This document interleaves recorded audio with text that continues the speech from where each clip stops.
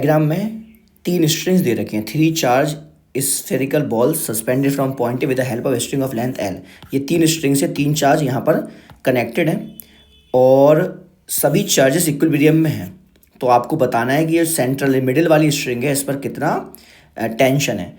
बोला गया है अगर टेंशन x/10 है तो बोला गया कि x बताइए कितना होगा। इसका मास आपको m जो है वो लेना है 20 ग्राम, q लेना है हमारे 10 माइक्रोकूलम और लेंथ लेनी है 3 मीटर। तो जनरलाइज रिजल्ट हम पहले निकालते हैं।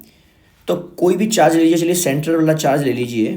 तो इस पर 2 फोर्स लगेंगी, एक ऐसी फोर्स लगेगी इस चार्ज के कारण, इस प्रकार से फोर्स लगेगी हमारी, और दूसरी फोर्स लगेगी वो लगेगी इस चार्ज के कारण। दोनों रिपल्सिव नेचर की हमारी फोर्स लगेंगी।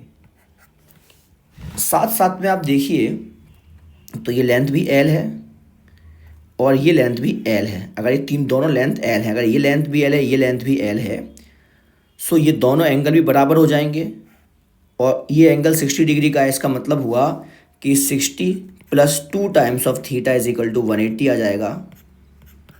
सो 2 theta is equal to 120। So theta कितना आ जाएगा 60 डिग्री। तो ये दोनों एंगल भी 60 डिग्री के होंगे। तो ये एंगल भी हम मान लेते हैं 60 डिग्री का। इस केस में आप देखिए तो अब इस वाले चार्ज का हम FBD बनाते हैं, फ्री बॉडी डायग्राम। तो यहाँ पर एक फोर्स लगेगा इस पर, वो लगेगा mg फोर्स लगेगा। ऊपर क्या लगेगा, ऊपर लगेगा टेंशन T, और ये 2 फोर्स तो ऑलरेडी हैं ही हमारे पास, इनको दोबारा बनाने की ज़रूरत नहीं है। सो अब देखिए अगर इक्विलिब्रियम में होगा, for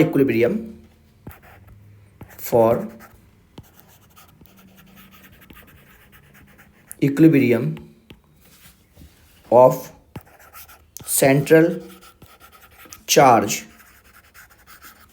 summation of Fx is equal to 0, summation of Fy is equal to 0।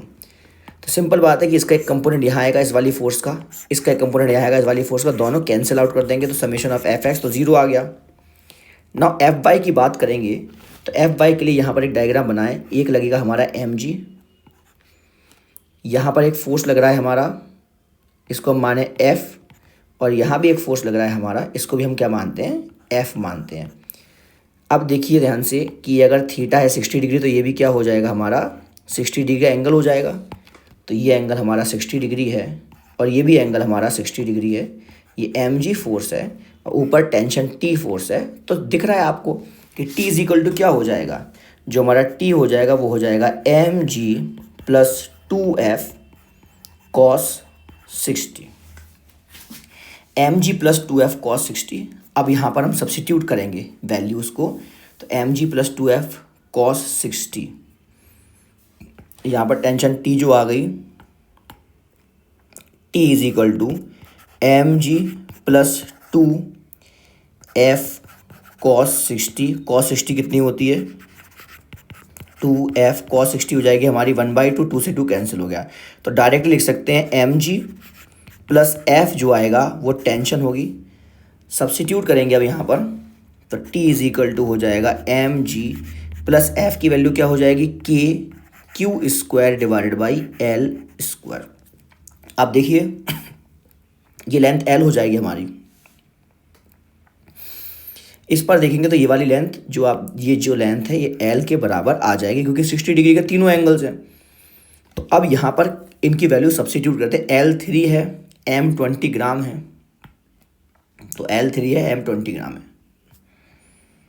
यहाँ से ये पेज कहाँ चला गया, ओके यहाँ है।